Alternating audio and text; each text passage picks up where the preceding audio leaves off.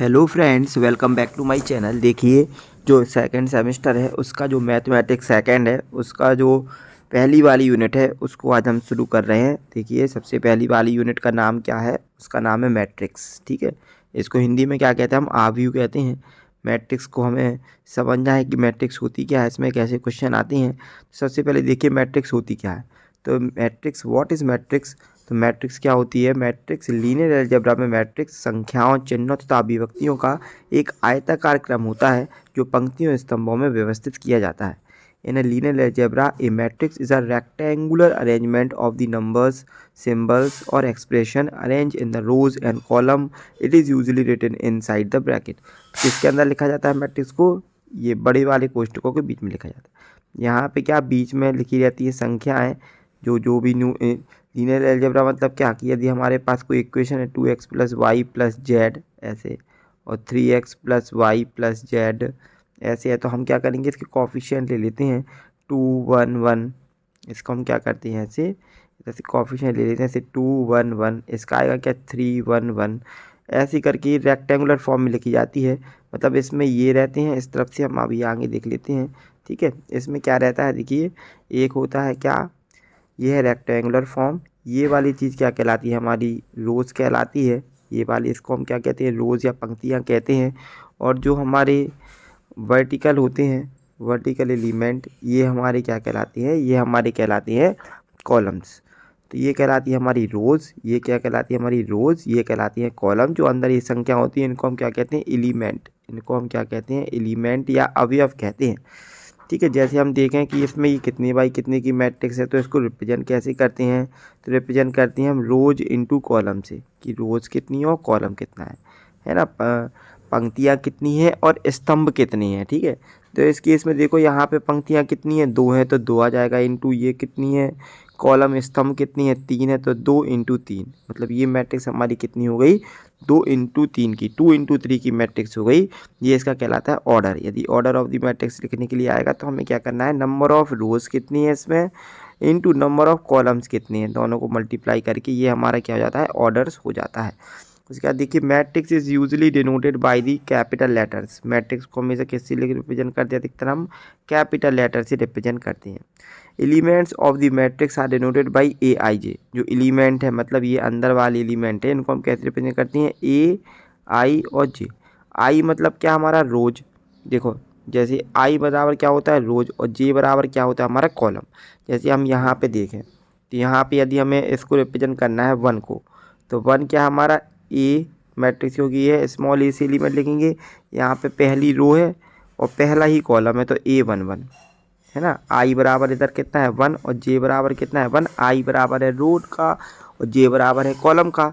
अब जैसे हमें 2 को रिप्रेजेंट करना है, 2, ये 2 किसको रिप्रेजेंट कर रहा है, तो यहाँ पे ए रोज कौन सी, यहाँ पे रो तो पहली है, ये तो 1, कॉलम कौन सा है, दूसरा है, तो A12।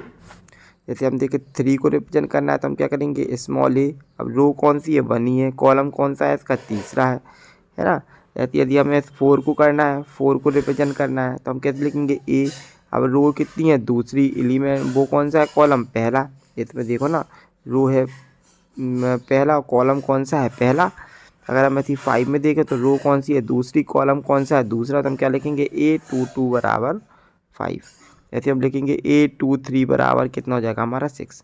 तो ए आई जे से रिप्रेजेंट करते हैं। आई बराबर होता है हमारा रो और जे बराबर क्या होता है, कॉलम। जौन सा रो होगा वो पहले रखेंगे और बाद वाले में क्या रखेंगे, हम उसमें कॉलम रखेंगे। ठीक है, उसके बाद देखिए नेक्स्ट हमारा क्या है कि एलिमेंट ऑफ द मैट्रिक्स। तो ठीक है, तो ऑर्डर ऑफ द मैट्रिक्स मैंने बता ही दिया। ऑर्डर ऑफ द मैट्रिक्स हमारा क्या होता है, number of rose into column. मतलब 2 × 3 की मैट्रिक्स है, 3 × 3 की मैट्रिक्स है।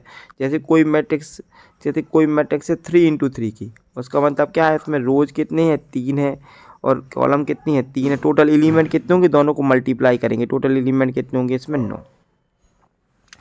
टोटल एलिमेंट कितने होंगे इसमें, 9। इसमें टोटल एलिमेंट निकालना, तो इसमें कैसे निकाल सकते हैं हम, इसका ऑर्डर क्या है, 3 × 2। इसके टोटल एलिमेंट क्या होंगे, दोनों को मल्टीप्लाई कर दो, 6 गिन लो, 1 2 3 4 5 6। इसमें टोटल एलिमेंट कितने होंगे, 6। ऐसे हम इसके टोटल नंबर ऑफ एलिमेंट निकालते हैं। उसके बाद हम देखें कि टाइप्स ऑफ मैट्रिक्स कितनी है, कितने प्रकार की मैट्रिक्स होती हैं। तो पहली हमारी क्या होती है, सबसे पहली हमारी होती है row matrix. A matrix that has only one row and any number of column is called a row matrix. जिस मैट्रिक्स में केवल एक ही पंक्ति होती है और स्तंभ कितने भी हो सकते हैं, ये हमारी क्या कहलाती है, एक रो मैट्रिक्स कहलाती है। जैसे देखिए 1 2 3 ये रो मैट्रिक्स हो गई, ठीक है। हम इधर से लेके 4 5 6 7 8 ये भी हमारी रो मैट्रिक्स है, इसमें केवल रो बस है। कॉलम कितने 1 2 3 4 5 कितने भी हो सकते हैं, लेकिन इसमें पंक्ति हमेशा कितनी होगी, 1 ही होगी। इसको हम क्या कहते हैं, पंक्ति मैट्रिक्स या रो मैट्रिक्स कहती हैं, ठीक है। उसके बाद देखिए नेक्स्ट है हमारी कॉलम मैट्रिक्स। तो कॉलम मैट्रिक्स क्या होती है, matrix that has only one column. इसमें कॉलम कितना होगा, केवल 1। जैसे देखो 3 5 6 7 कितने भी हो सकते हैं, लेकिन कॉलम हमेशा कितना होगा, इसमें 1 ही होगा। वो हमारा क्या कहलाता है, कॉलम मैट्रिक्स कहलाता है। जिस मैट्रिक्स में केवल एक स्तंभ होता है और कई पंक्तियाँ होती हैं, उसको हम क्या कहते हैं, कॉलम मैट्रिक्स कह लेते हैं, स्तंभ मैट्रिक्स कहते हैं इसको, ठीक है। उसका नेक्स्ट है हमारा रेक्टेंगुलर मैट्रिक्स। तो if a number of rows is not equal to number of columns it is called the rectangular matrix. जब पंक्तियों और स्तंभों की संख्या बराबर नहीं होती, जैसे देखो इसमें पंक्तियाँ कितनी हैं 3, कॉलम कितने, पंक्तियाँ कितनी हैं इसमें, सॉरी पंक्तियाँ कितनी हैं 2 इंटू कॉलम कितने हैं इसमें 3, तो 2 इंटू 3 ये दोनों क्या होंगे, बराबर नहीं होंगे, तब वो क्या कहलाती है, हमारी रेक्टेंगुलर मैट्रिक्स और आयताकार मैट्रिक्स उसको कहते हैं। जैसे हम करें 1 3, जैसे हम करें 1 3 2 2 3 2, ठीक है। फिर ऐसे हम कर दें 1 2 3 और ऐसे कर दें 4 3 4 3 2, ऐसे कर दें। तो ये कितनी बाई कितनी की मैट्रिक्स हो गई, 1 2 3 4 तो हो गए इसमें रोज, और 1 2 3 4 इंटू 3 की मैट्रिक्स हो गई। तो ये भी क्या हमारी रेक्टेंगुलर मैट्रिक्स कहलाती है। उसके बाद हम देखें कि स्क्वायर मैट्रिक्स क्या कहलाती है। तो स्क्वायर मैट्रिक्स ये matrix having equal number of rows on column, जिसमें equal number of rows and column होते हैं उसको हम क्या कहते हैं, वो हमारी कहलाती है स्क्वायर मैट्रिक्स। जिस मैट्रिक्स में पंक्तियों और स्तंभों की संख्या बराबर होती है, जैसे इसमें 2 रोज है और 2 कॉलम है, तो 2 इंटू 2 का मैट्रिक्स हो गया, ठीक है। ऐसे अगर हम करें 1 2 3 4 5 6 7 8 9, इसमें क्या हो गया, 3 रो हो गई और 3 कॉलम। जब दोनों बराबर बराबर होते हैं उसको हम क्या कहते हैं, हम स्क्वायर मैट्रिक्स कहते हैं, ठीक है। बहुत ही इंपॉर्टेंट होती है स्क्वायर मैट्रिक्स, ठीक है। उसके बाद देखिए नल मैट्रिक्स। नल मैट्रिक्स क्या कहलाती है, और इसी को हम कहते हैं जीरो मैट्रिक्स। ये matrix in which all elements are zero, ऐसी मैट्रिक्स जिसमें सभी अवयव क्या होते हैं, शून्य होते हैं, उसको हम क्या कहेंगे, जीरो मैट्रिक्स। जैसे ये क्या हो गई हमारी जीरो मैट्रिक्स। यदि 3 बाई 3 की बनाई तो 0 0 0 0 0 0 0 0 0, ये भी हमारी क्या होगी, 3 इंटू 3 की नल मैट्रिक्स होगी, ठीक है। उसके बाद नेक्स्ट हमारी होती है डायगोनल मैट्रिक्स। तो डायगोनल मैट्रिक्स क्या कहलाती है, डायगोनल मैट्रिक्स क्या कहलाती है, square matrix in which all element except main diagonal is zero.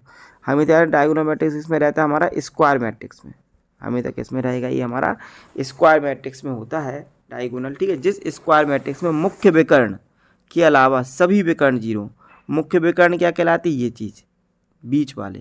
जैसे इसमें हम मुख्य विकर्ण देखिए A11 A22 A33, ये एलिमेंट हमारे क्या कहलाते हैं, डायगोनल क्या कहलाते हैं, A11 A22 और A33 में कुछ एलिमेंट जैसे हो गया 11 22 में 5 और 33 में क्या है 7।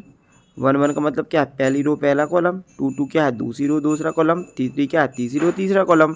इसमें कुछ एलिमेंट हो, बाकी जगह कितना हो, बाकी जगह देखो इनके अलावा छोड़ के बाकी जगह क्या है 0 0 0 0 0, केवल इसमें बस एलिमेंट में न्यूमेरिकल वैल्यू है, बाकी सारे क्या हैं जीरो हैं। ये हमारी क्या कहलाती है, विकर्ण मैट्रिक्स, उसी को हम कहते हैं क्या, डायगोनल मैट्रिक्स, ठीक है।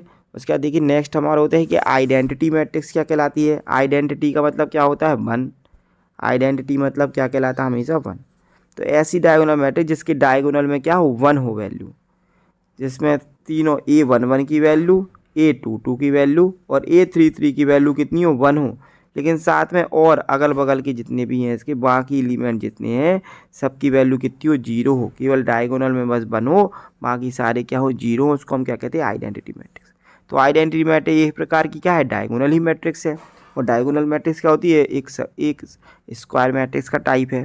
तो डायगोनल मैट्रिक्स में क्या रहता है, मुख्य विकर्ण क्या होती हैं, 1 1 होते हैं, बाकी मुख्य विकर्ण क्या होती हैं इसमें 1 1 होते हैं और बाकी 0 होते हैं, ठीक है। उसके बाद नेक्स्ट हमारा देखो, नेक्स्ट हमारा क्या है, नेक्स्ट हमारा है स्केलर मैट्रिक्स।